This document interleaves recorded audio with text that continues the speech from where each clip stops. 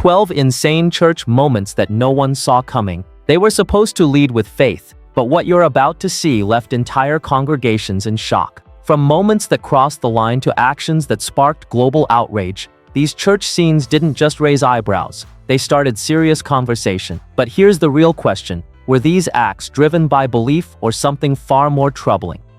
In today's world where every sermon can go viral, the line between faith and controversy has never been thinner. Stay with us because each story will challenge what you think you know.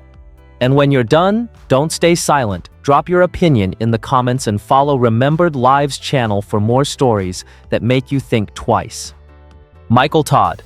Michael Todd built his reputation as a pastor who was unafraid to communicate faith in bold and unconventional ways. As the leader of Transformation Church in Tulsa, Oklahoma, he attracted a rapidly growing audience, especially among younger generations drawn to his energetic delivery and creative storytelling. His sermons often relied on visual illustrations designed to make scripture feel immediate and relatable. But in January 2022, one of those illustrations pushed his approach into global controversy.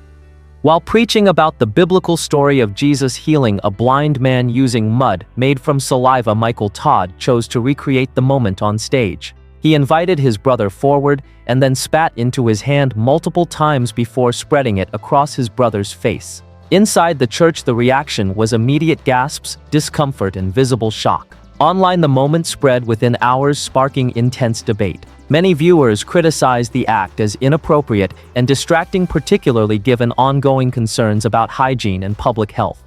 What made the situation more significant was how quickly the message was overshadowed. Instead of discussing faith or healing, audiences focused on the method itself. Michael Todd responded, publicly acknowledging that he had gone too far and that the demonstration had taken attention away from the message. He apologized and expressed a desire to grow from the experience.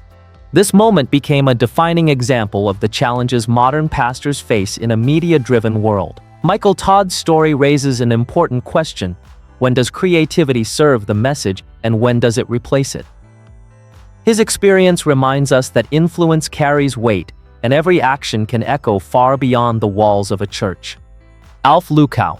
Alf Lukow rose to international prominence as a charismatic pastor known for dramatic expressions of faith and powerful public sermons. As the leader of Alleluia Ministries International in Johannesburg, South Africa, he built a massive following with thousands attending services and millions engaging online. His ministry often featured bold declarations and highly visible demonstrations, creating an atmosphere where the extraordinary seemed possible. But in February 2019, one event brought him global attention for very different reasons. During a Sunday service, a man was presented inside a coffin, reportedly dead. Cameras captured the moment as Alf Lukow prayed over the body and called the man by name. Suddenly, the man moved and sat upright, prompting an eruption of emotion from the congregation. The footage spread rapidly, with many calling it a miracle. For supporters, it was evidence of divine power. For critics, it raised immediate concerns. As scrutiny increased, questions emerged about the circumstances surrounding the event. Funeral service providers, seen in the footage, publicly denied involvement in any resurrection, stating they had been misled. Observers noted the absence of medical confirmation and questioned the presentation of the moment. In response, Lukow's ministry suggested the event may have been misunderstood rather than a literal resurrection. The incident sparked global debate about faith, perception, and responsibility. Alf Lukow's story highlights how powerful imagery can shape belief, especially in a digital age where moments spread instantly. It leaves a lasting question: when something appears miraculous, how do we distinguish between genuine faith and carefully constructed spectacle? Kofi Oduro. Kofi Oduro is known as a preacher whose words do not simply fill a room, they shake it. As the founder of Alabaster International Ministry in Ghana, he built a reputation for delivering sermons that are direct, intense, and often deeply confrontational. Unlike many pastors who soften their tone to comfort their audience, Oduro chose a different path. His preaching style is raw, emotional, and unapologetically bold, attracting a loyal following while also drawing significant criticism. One of his most widely circulated moments came during a sermon addressing morality and sexual behavior. In that message, his language became unusually graphic, repeating phrases in a way that left many listeners visibly uncomfortable. Inside the church, reactions were mixed. Some members laughed nervously, others looked shocked, while a few appeared deeply unsettled. Online, the clip spread rapidly, with viewers debating whether his approach represented truth spoken boldly or a line crossed in a sacred space. Supporters argue that Kofi Oduro represents a rare kind of honesty. They believe he refuses to dilute difficult messages and speaks in a way that reflects real-life struggles. Critics, however, see something different. They question whether such language risks humiliating listeners rather than guiding them, especially when sensitive topics are involved. What makes his story stand out is not just a single sermon, but the pattern behind it. His ministry continues to grow, with audiences drawn to his intensity and conviction. Yet every viral clip brings the same question back into focus: where is the boundary between bold preaching and emotional overreach?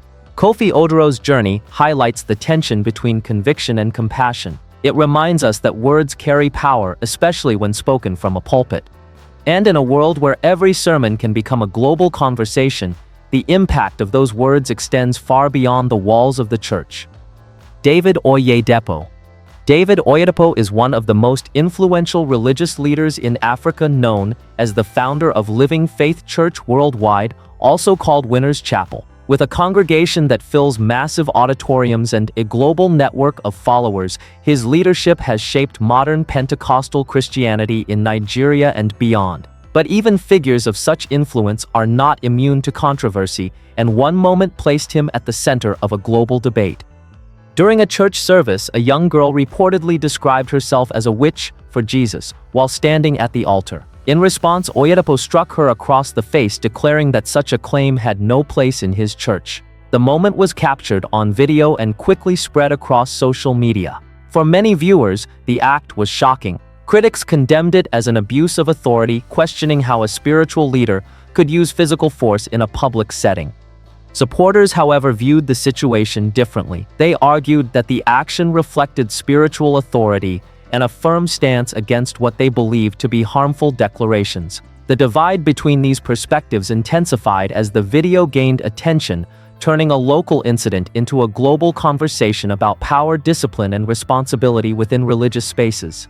The controversy did not end with the video. Legal action followed, and although the case did not ultimately proceed, the public debate continued. Oyedepo himself later referenced the incident, standing by his actions, which further deepened the divide between critics and supporters.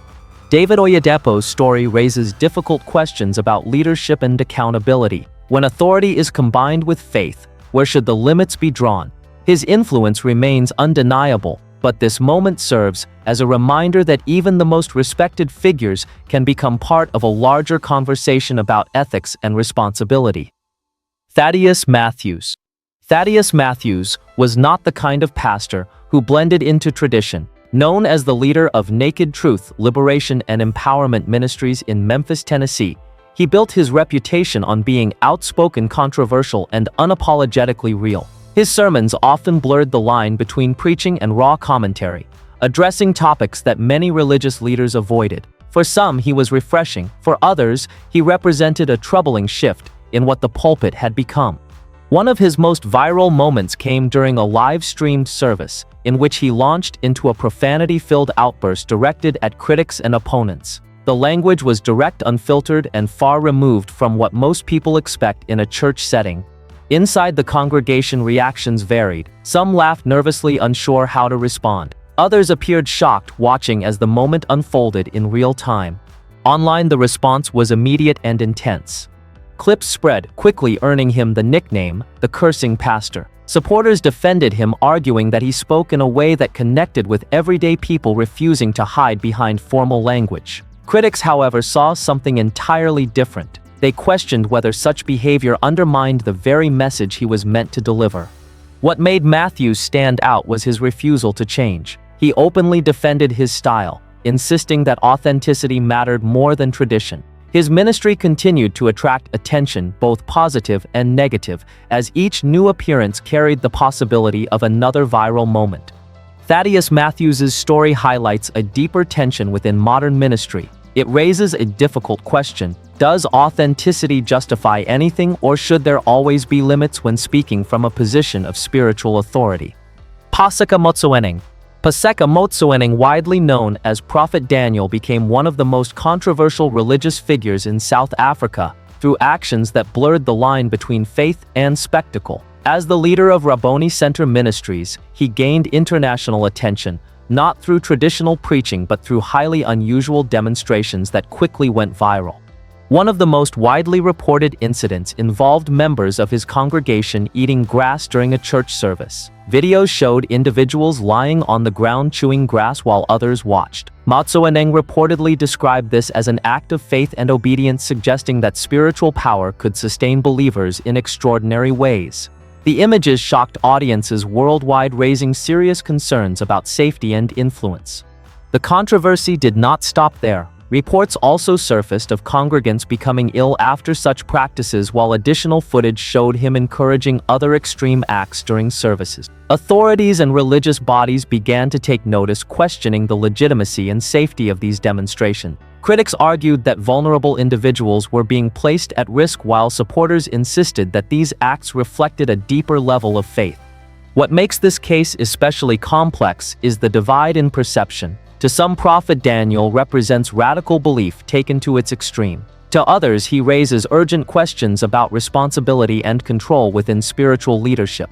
Paseka Motsoeneng's story stands as one of the most striking examples of how quickly faith-based practices can become global controversy. It forces a difficult question when belief asks for complete obedience. Where should the line be drawn between devotion and danger?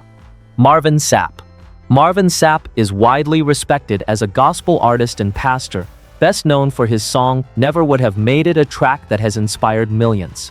But in July 2024, his name began trending for a very different reason, one that sparked a global debate about money pressure and leadership in the church. During the Pentecostal Assemblies of the World Convention in Baltimore, Sapp was invited not just to speak but to help raise funds for the event. What followed quickly became one of the most discussed church moments of the year. Near the end of his message, Sapp shifted into fundraising, explaining the financial needs behind large-scale ministry events. He then issued a direct challenge, asking roughly 2,000 participants, both in person and online, to give a specific amount, aiming to raise tens of thousands of dollars. But it was one phrase that changed everything. In a clip that spreads rapidly online, Sapp was heard instructing ushers to close the doors, creating the impression that people would not leave until the offering goal was met. The reaction was immediate. Social media exploded with criticism, with some viewers accusing him of applying pressure or manipulating the moment. Memes, commentary, and debates followed, turning a fundraising appeal into a viral controversy. Supporters, however, defended him, arguing that the clip lacked context and that structured giving is common in large religious gatherings.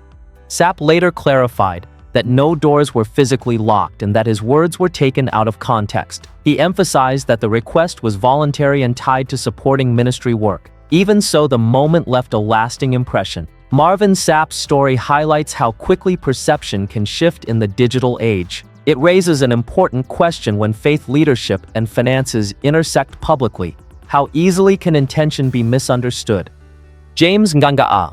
James Ngangaa is one of Kenya's most controversial pastors, known for his outspoken personality and unpredictable behavior. As the founder of Neno Evangelism Center, he built a ministry that attracts both loyal followers and intense criticism. Over the years, his sermons and public appearances have often sparked debate, but one moment in particular pushed him back into the global spotlight. In April 2025, during a night vigil service, Ngangaa was captured on camera, stepping off the pulpit and striking a congregant who had fallen asleep in the front row. The act was sudden and public, leaving the congregation visibly shocked. Within hours, the clip spread across social media, drawing reactions from across Kenya and beyond. For many viewers, the incident raised serious concerns about authority and respect within religious spaces. What made the situation even more complex was the response that followed. The man who had been struck later stated that he held no anger and even suggested that the act was part of discipline. Ngangaa himself defended his actions, comparing them to biblical moments of strong correction. Supporters viewed him as a strict leader maintaining order, while critics saw the incident as a clear abuse of power. The backlash extended beyond online debate. Public figures called for investigations and discussions about regulation of religious institutions resurfaced. The moment became more than a single incident. It became a symbol of a larger issue. James Nganga's story forces a difficult question. When authority is accepted without challenge, where should the limits be placed? His actions continue to spark conversation about the fine line between discipline and harm. Carlton Funderburk. Carlton Funderburk became widely known, not for a sermon but for a moment that quickly spiraled into controversy. As a pastor based in Kansas City, he led a congregation that trusted his leadership and guidance. But during one service in 2022, a message about honor and generosity took an unexpected turn, capturing attention far beyond the walls of his church. While speaking to his congregation, Funderburk expressed frustration that members had not fulfilled his request for a luxury watch he had mentioned previously. His tone shifted from teaching to direct criticism, calling out the congregation for what he described as a lack of appreciation. The language he used was sharp and personal, leaving many listeners uncomfortable. Once the clip reached social media, the reaction was immediate and intense. Viewers across the internet criticized the moment, accusing him of prioritizing personal desires over spiritual responsibility. Memes and commentary spread rapidly, turning the incident into a symbol of excess and misplaced priorities in modern ministry. For many, it reinforced concerns about the relationship between leadership and financial expectations within churches. To his credit, Funderburk later issued a public apology. He acknowledged that his words were inappropriate and admitted that he had allowed frustration to influence his message. He expressed regret and asked for forgiveness, attempting to repair the damage caused. Even so, the moment remained a powerful example of how quickly trust can be shaken. Carlton Funderburk's story highlights the responsibility that comes with leadership. It raises an important question: when spiritual authority is used to express personal expectations, where does accountability begin? Paul Sanyangor. Paul Sanyangor became internationally known through a moment that seemed almost unbelievable. As a pastor based in Zimbabwe and leader of Victory World International Ministries, he had already built a following through his sermons and prophetic messages. But one particular demonstration brought him global attention and intense scrutiny. During a church service, Sanyangor appeared to hold a mobile phone to his ear, while speaking as if he were on a call with God. He invited a woman forward, then began asking questions into the phone, pausing as though receiving answers. He proceeded to relay personal details about her life, which she confirmed in front of the congregation. The crowd reacted with excitement, interpreting the moment as a powerful spiritual encounter.